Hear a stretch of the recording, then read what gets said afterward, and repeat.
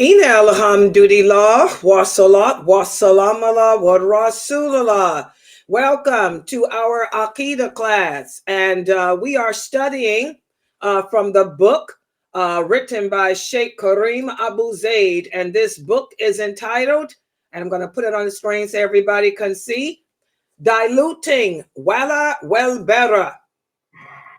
Diluting Wal Bara. And this book is written by Sheikh Kareem Abu Zaid. You can purchase it by going to Amazon. And the book is only $19.99. And I strongly encourage everyone to get a copy of this book because it goes into detail explaining the second principle of that shahada.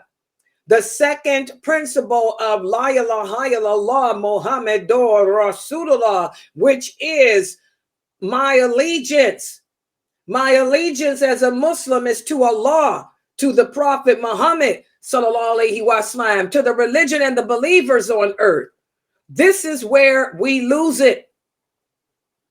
A lot of people ask the question, Sister Layla, why is it that people who believe in, say that they believe in Allah, we claim that we believe in Allah as Muslims, but so many of us fall into sin.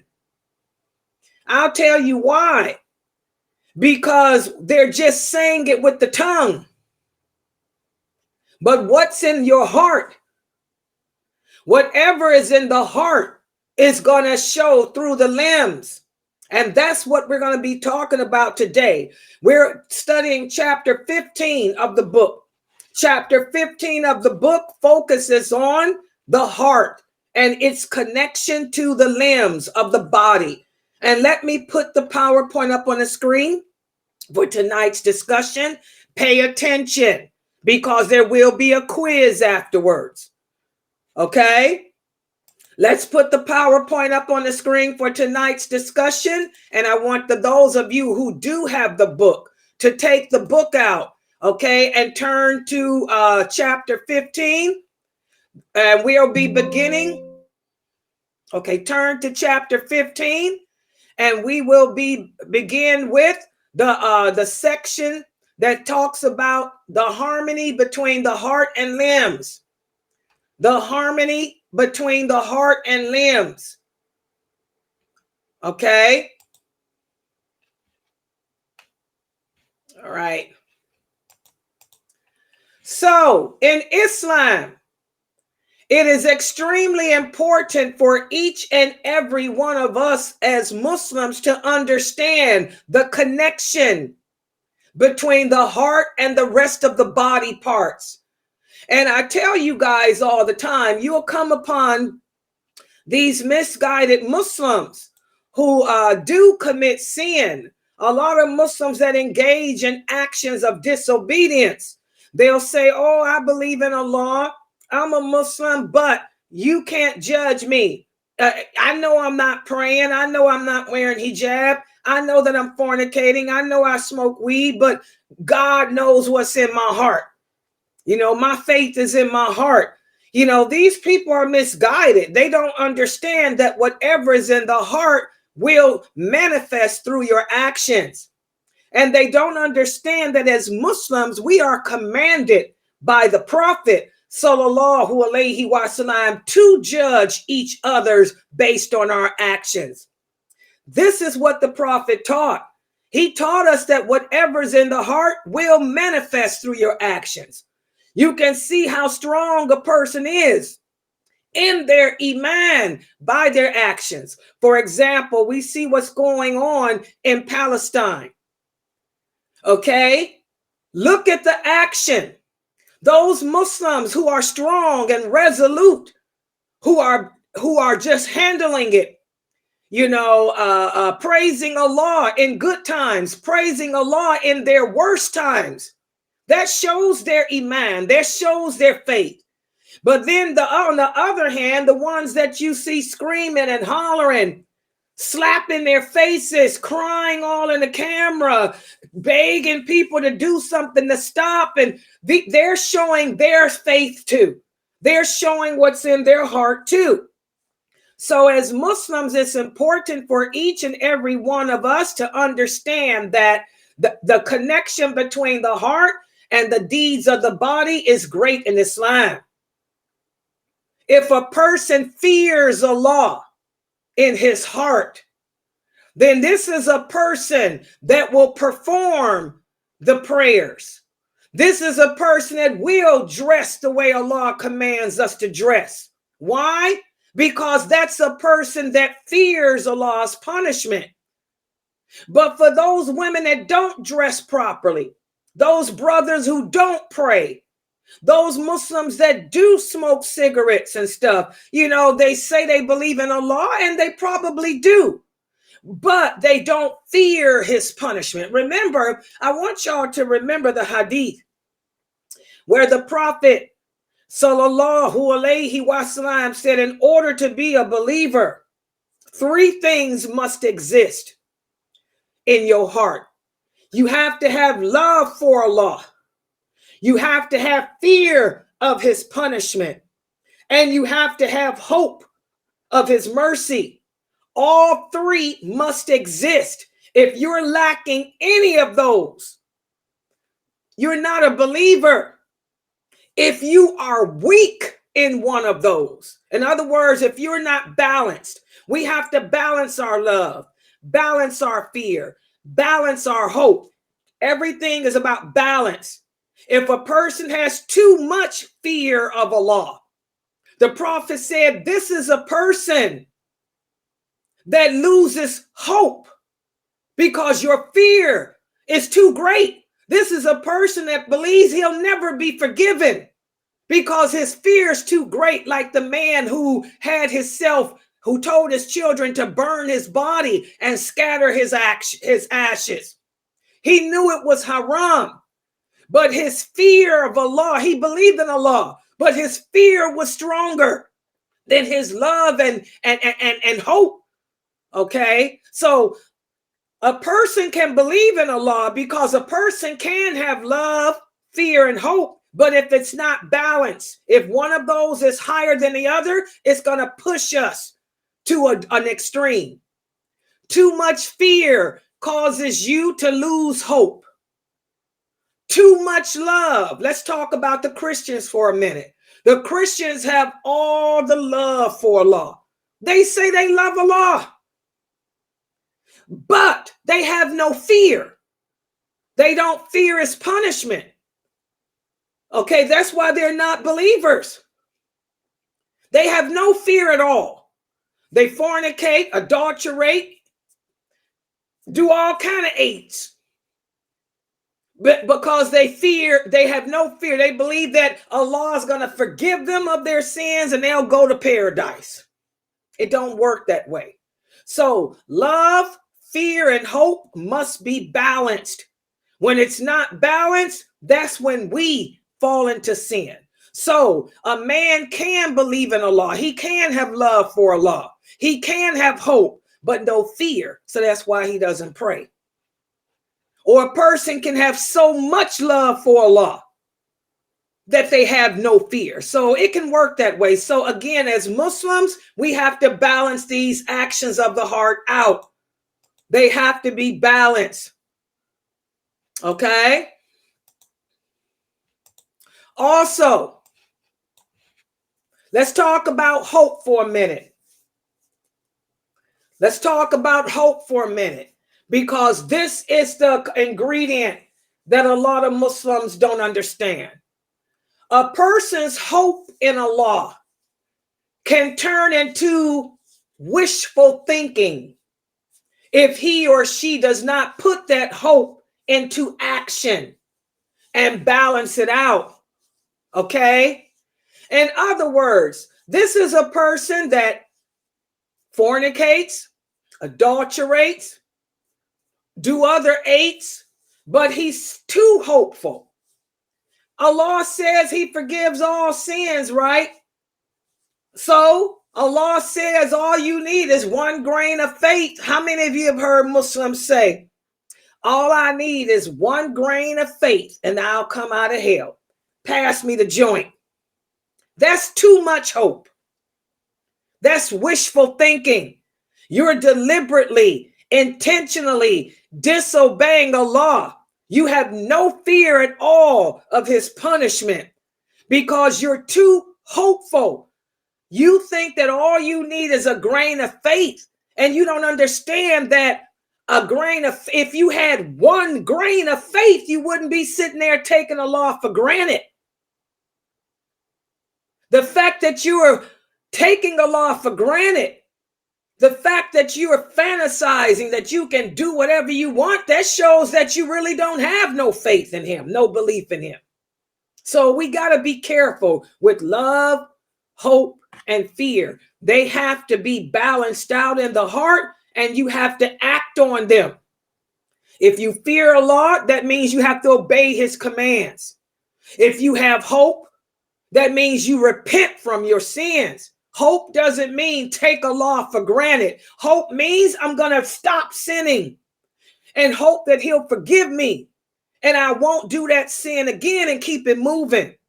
And love means that you put Allah first and foremost over your desires, over your children, over your husband, over life. Okay? You sacrifice your life for him. Okay? So the heart and the actions of the body go hand in hand, guys.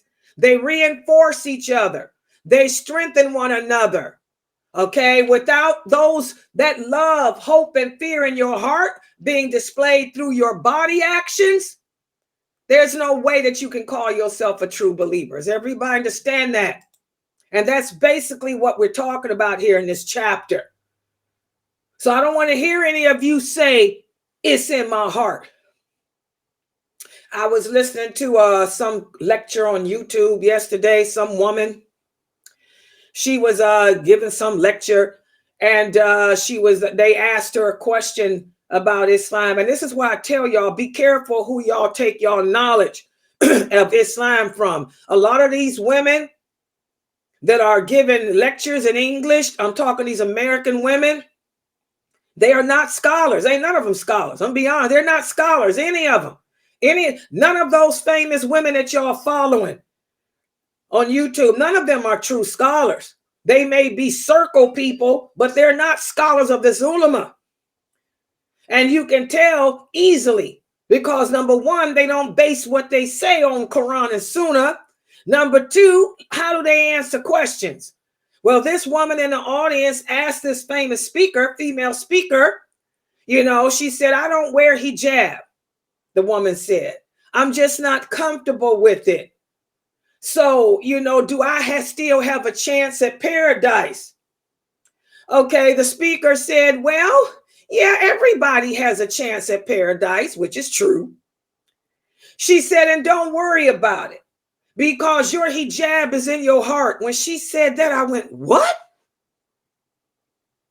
I get so sick of hearing these famous celebrity American speakers who are women tell other women to not worry about it, to not worry about not wearing hijab because their hijab is in their heart. What type of ignorance is that? And these are Arabic women that are speaking. These are famous American celebrity Arabic women. They know the meaning of hijab. It's a barrier. They got it right. Your barrier is in your heart. Your heart is a barrier. Okay? You have a barrier between yourself and Allah. But they're telling these women that it's okay. It's not okay to disobey Allah. It's not okay to publicly disobey him. That's arrogance. And arrogance is a sin of disbelief. Remember, Allah forgives all sins except disbelief. I told you guys after I finish this series, I'm going to teach you guys about the sins of disbelief. Arrogance is a sin of disbelief, and you will not be forgiven for that. Your arrogance is preventing you from wearing a hijab. Your arrogance is preventing you from obeying Allah. That's the same reason why Iblis is cursed. Iblis was too arrogant to obey Allah and bow, prostrate to Adam. He was too arrogant to ask Allah to forgive him. That's why he's cursed. So it really, behooves me to hear these celebrity female Arabic women here in America, tell these American Muslim women who are really trying to learn the deen that it's okay. It's okay to disobey Allah because it's in your heart. A'udhu billahi. Y'all better be careful who y'all listen to on YouTube. Them women are not scholars. Those women got issues, real bad issues. And y'all need to Google them. Their lifestyles show it. Okay? So, the integration of the heart and the body parts, this is what leads to spiritual advancement. This is what leads to a closer relationship with Allah. That's why Allah says in the Quran, just because you say you believe in me is not enough.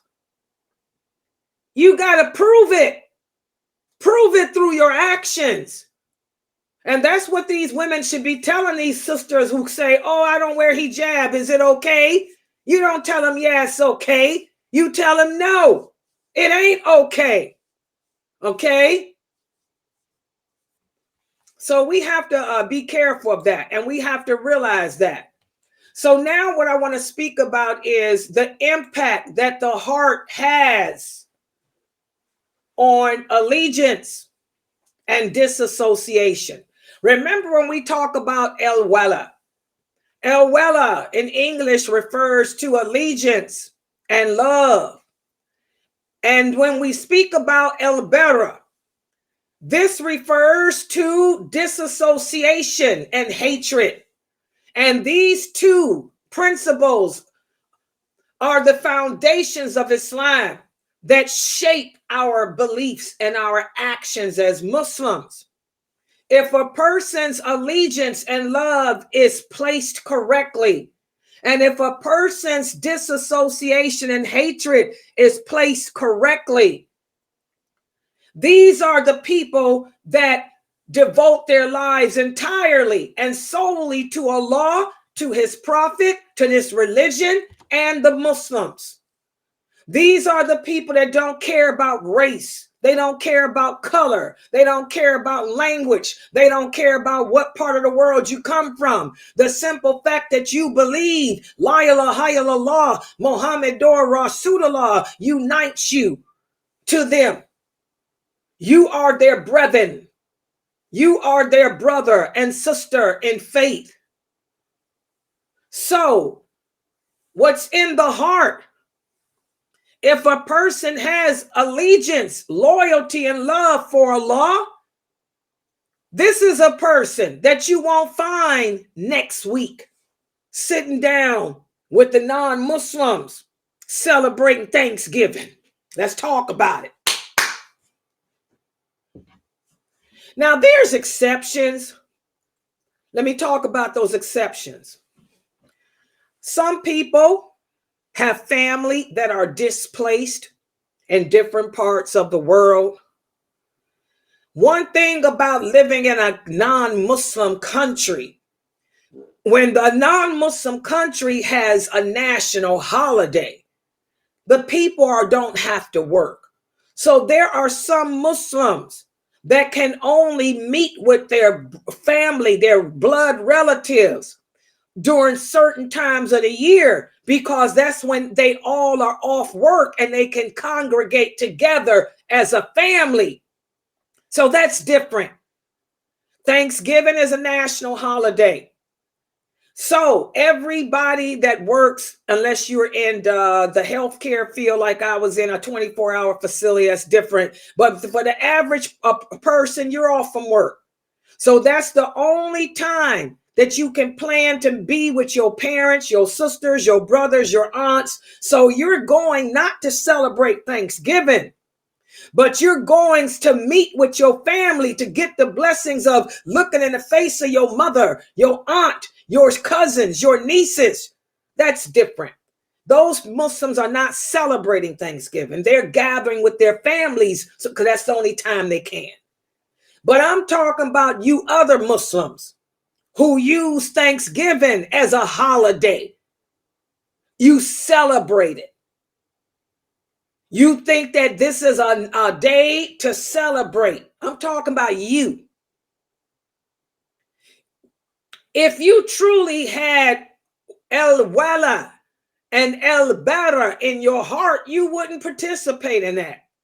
Because my allegiance and love is for Allah, the Prophet, and the Muslims, and my religion. This is not a celebration of my religion. This is not a celebration of my Prophet. And Allah commands me to be thankful to him every day of the year, not just one day. So I'm sorry, family. Check y'all out some other time, because I can check you out another time. I ain't talking about the Muslims that only have that one time a year to meet with their families. Okay? Y'all get it? There's always an exception. So you learn from that example that if a person has true Wal and Bara, it's going to show through their actions too. These are the Muslims that ain't participating in that crap, because their allegiance is not to the pilgrims. Their allegiance is not to the Indians. Their allegiance is not to a non-Muslim national holiday. Their allegiance is only to the holidays that belong in their faith. So that's the impact that the heart has on Wal Bara. Okay? And Bara, let's talk a little bit more about this. This is disassociation and hatred. As Muslims, we're supposed to love the things that Allah loves and hate the things that Allah hates. Allah hates that people celebrate anything other than him. We don't celebrate the birth of anyone. We don't celebrate the death of anyone. And our celebrations are not even like the non-Muslims. Our celebrations consist of glorifying and praising Allah, whereas the non-Muslim celebrations consist of partying and drinking and having fun. So if you truly hate what Allah hates, this alone will inspire you to distance yourself from these holidays that don't belong to our way of life. These holidays that come between our belief system and our way of life. Do you understand that? So disassociation means I'm going to disassociate myself from anything that opposes my belief system, anything that Allah dislikes, anything that stands between my relationship with Allah. So this is why I don't take part in Thanksgiving. It has nothing to do with lawful and unlawful. It has to do with my allegiance. This is why I don't take part in any national holiday, because it has nothing to do with my belief. My allegiance is not to anything but Allah, the Prophet, and the believers.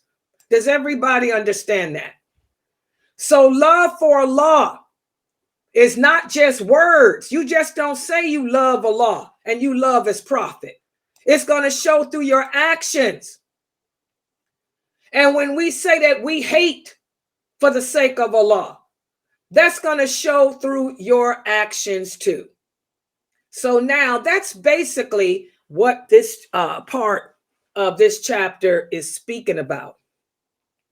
So now what I'm going to do is test you. I'm going to give you guys a quiz to see how well you understood this. I'm going to put the first question up here, which is a scenario. And I want y'all to think about it. Abdullah believes in Allah. He knows that prayer is an obligation, but for some reason, he can't make himself pray regularly. He says he loves Allah, but something is missing. I want you guys to think about it. What is missing in his belief? And how can what is missing change the fact that he doesn't pray? I'm going to give y'all a couple of seconds to think about it, because I got somebody at my door. I'll be right back. Y'all think about it. I'll be right back. He knows that prayer is an obligation, but for some reason, he cannot make himself pray regularly. That sounds familiar, doesn't it? But he loves Allah. What's missing? What's preventing him from performing his prayers? Come on, wake up. Who got an answer? We just talked about that. Let me look on YouTube too and see if y'all had any answers. I would say he's missing the fear of Allah. He doesn't fear that Allah will punish him for what he's doing. MashaAllah, good job. Yeah, exactly. Do you guys understand her answer? Exactly. He believes in Allah and he loves him. But why is it that he's not fulfilling his obligations to Allah? He's lacking fear. We have to fear Allah's punishment. When we talk about one of the things that a non-Muslim asked me one day, she said, Layla, you're always talking about fearing the Lord. How can you believe in something that you fear? I said, I don't fear him the way you think. When we Muslims fear the Lord, we fear his wrath. We fear his punishment, which is something that you non-Muslims don't fear. If you feared the Lord, you think twice before you disobey him, because you know that at any moment he could send his wrath, his punishment down. You know, I'm too afraid to do anything like that. You know, a lot of people would say at my job when I used to work before I retired, oh, Miss Nashiba, why don't you come out with us? Come out with you? What you mean come out with you? You know, let's go out together. Go out where? I don't party. Well, we can go to the restaurant, listen to some music. No, I fear my Lord too much. I know my strengths and my weaknesses. I can't get the 80s out of my head. Y'all know I know every song from the 70s, 80s, and 90s. I said, I'm afraid that if I go out with you and I start hearing that music, I'll get up and start trying to, you know, do the wave. Hello, hey, hey, hey, Cabbage Patch. Not here. I fear the Lord too much. Fear the Lord. I can be sitting right there in that restaurant with you, listening to music, and Allah decides to send a lightning bolt down on me. First time I ever went out and I got shot, got popped with a lightning bolt. You know, that's fear of Allah. That fear of Allah is what prevents us, you know, from disobeying him. So that's the problem with Abdullah here. Abdullah believes in Allah. He probably does have love for Allah, but his love for Allah, you know, supersedes or outweighs his fear of him. We have to have love for Allah, fear of him in balance. Otherwise, this is what leads to sin. Good job, Latifa. Good job. Let's look at the next question.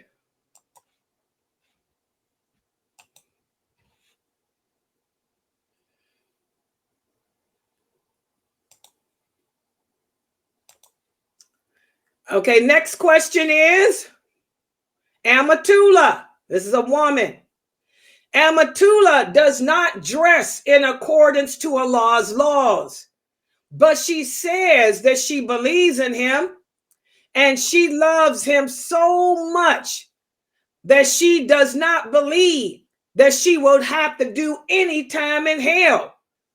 After all, he forgives all sins except shirk. This is an example of what emotions of the heart that are not followed by action. Look at that. I'm going to give y'all a couple minutes to look at it. Amatullah does not dress the way Allah commands, but she believes in him and she says she really loves him. Her love for him is so great that she don't believe that she will have to do any time in hell because he forgives all sins except shirk. This is an example of what emotions of the heart that are not followed by action. In other words, this is an example of two emotions. What two emotions? That are there, that may be in her heart, but they're not followed up by action. What two emotions?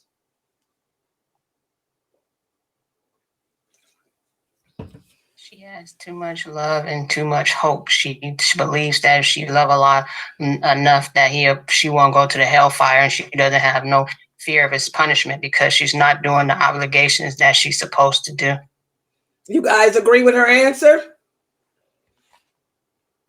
Y'all agree? I would say love and hope. I don't know what you say. Wait a minute. You said what?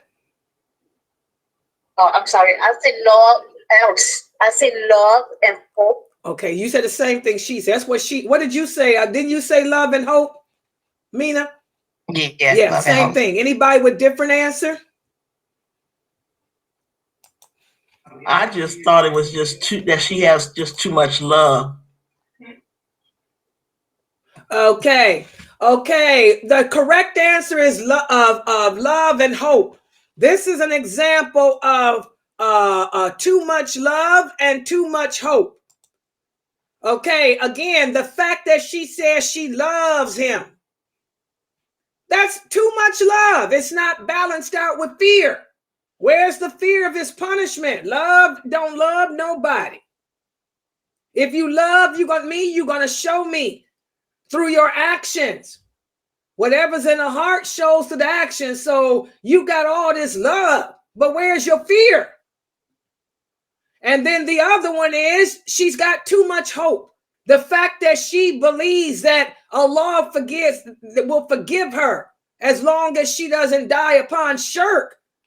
She doesn't know, to have too much love, too much hope, and no fear. This can lead to arrogance, which is a sin of disbelief, which is a sin of shirk.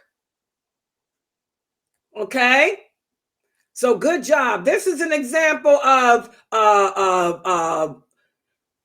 what happens when your love and your hope are not followed through with action. Again, talk is cheap. Allah is the show me entity. He tells us in the Quran, he told the companions, just because you say you believe in me is not enough. Prove it to me. We are a people of dalil. We are a people of proof. Prove it. And how do we prove it? Through the actions, through the choices we make, the decisions that we carry out. Good job.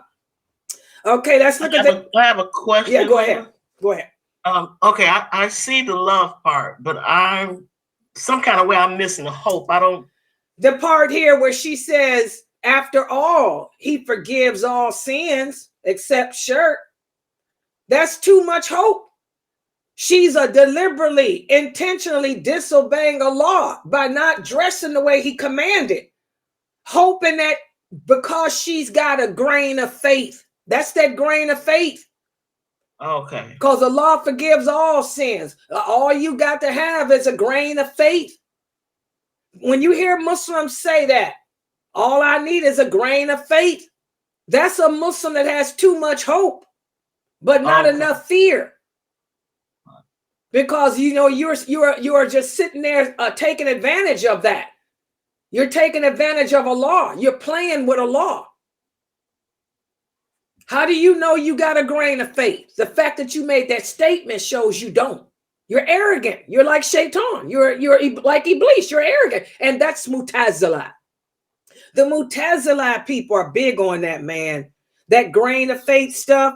They have all the hope in the world, but they have no fear. They're the ones just like the Jews. Whereas the Christians have too much love. The Jews have so much hope. They have too much hope.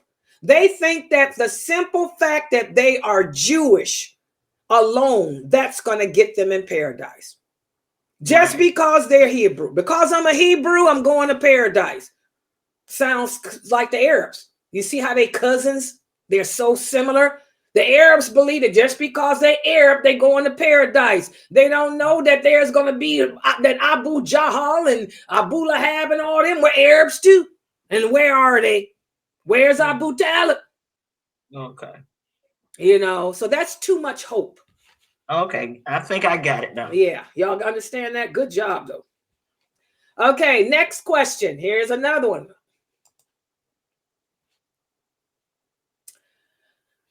Oh, Abdullah. Now, this is a good one. I came up with this. This is based on somebody that I know, and the person is in here, so don't get offended. But I took this person's scenario. So we had this discussion last night. You know, I was up all night, y'all, doing videos for the website and, you know, trying to get that SEO up. And I was talking to this person on Facebook. Check this out. Abdullah chose to be a veterinarian instead of a physician. When he was asked why he chose to settle for a veterinarian, and by the way, they make good money. Some veterinarians make more money than a physician do, depending on what type of, especially if you're handling the big animals. But anyway, when Abdullah was asked, and this is true, I asked him, this is a real person. I'm not using his real name though. When I asked him, why did he go to school and be a veterinarian instead of a physician? He said, because I just can't see myself healing someone who doesn't believe in Allah.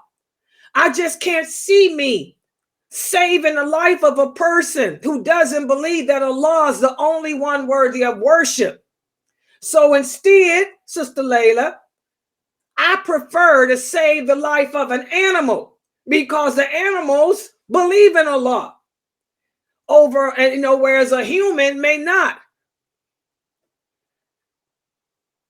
Think about that.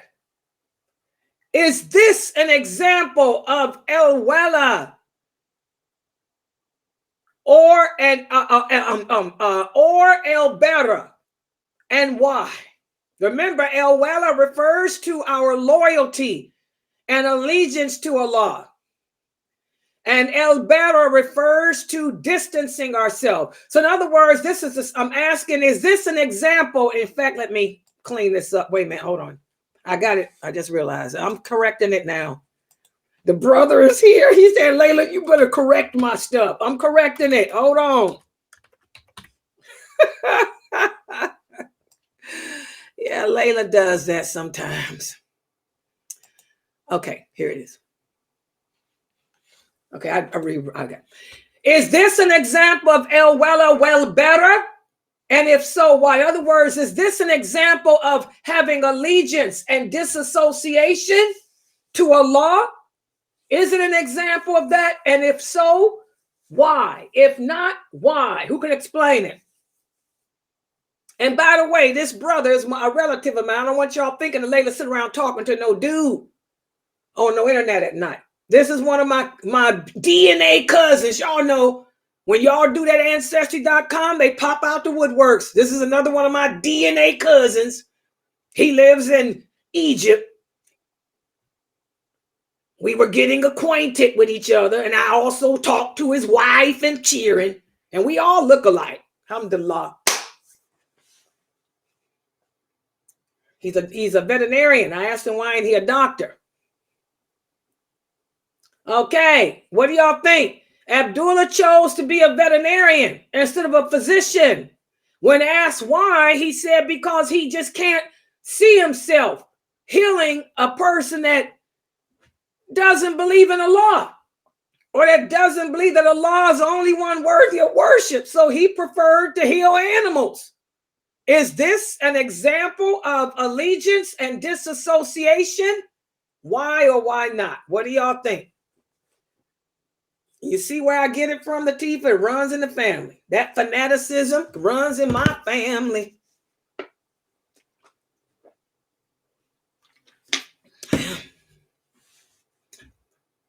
I didn't even know they had vets in Egypt. He works with camels.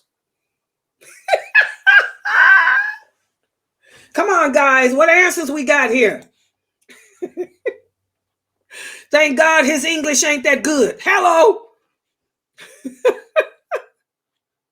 Let me see what he's saying here. What y'all think? Okay, Sakina, mashallah. Let me put what Sakina typed. She said this is an example of Wal Bara because he's disassociating himself from the unbelievers. Can you give me a little bit more information? The fact that, how does that make it an example though? Can you go into a little bit more detail, Sakina? I mean, I know what you're saying, but can you word it a little better? For the people, you know, word it just a little better.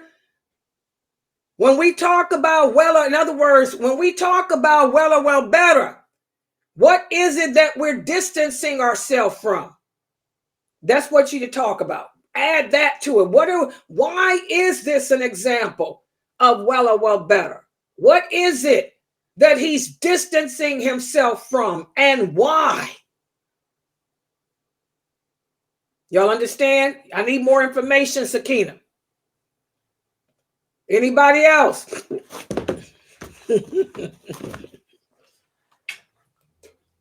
By the way, my little DNA cousin and his wife, they tell me I need to learn Arabic better. Hey. Well, I was born in the USA. You ever heard of Bruce Springsteen, cuz? Okay, let's look at it. Abdullah chose to be a veterinarian instead of a physician because he just can't see himself healing someone who doesn't believe that Allah is the only one worthy of worship, so he prefers animals. Is this Wal Bara, and why? Come on, Zoomers, get on that mic. Y'all should be able to answer this. It's a question of fiqh. Where's your fiqh? Oh, wait a minute. What happened? Hold on. Precious, what do you think? Tony, what do you think? Jean-Louis is here. Jean-Louis, you usually try to answer. What do you think, Jean-Louis? You should be able to get this one. Where's Jean-Louis? What happened? Jean-Louis.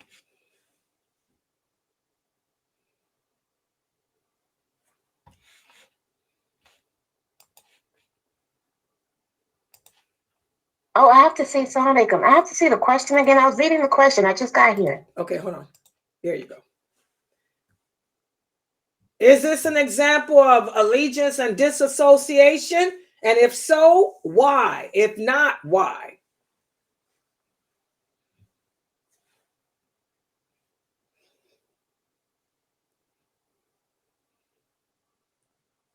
Well, if he believes that he should go into the practice of being a veterinarian, and that the healing should he can't perceive healing, but wouldn't the healing be something that is just to helping someone? Yeah, he does that. That's, you know, my family's fanatical. This is a cousin of mine, a DNA cousin. I tell you that fanaticism, boy. He said that he chose to be a veterinarian because he can't see himself healing a person that doesn't believe that Allah is the only one worthy of worship. He chose animals over human for this reason. Is this an example of allegiance to Allah and disassociation? And if it is, why? If it's not, why? I don't believe that it's allegiance to Allah, because if Allah wants good for someone and his creation, if they're not a believer, who's to say that they will not become a believer after being healed? And that is from Allah. So I would say that he would go ahead and heal this person, will want to get the barakah from Allah and do good to that person by healing him and helping him. But over an animal, I don't know. I'm just trying to think of it all together.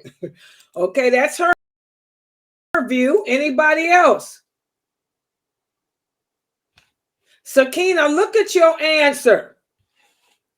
Okay, let me answer for you guys because we got a class at 9 and I got to do the PowerPoint. This is an example of allegiance.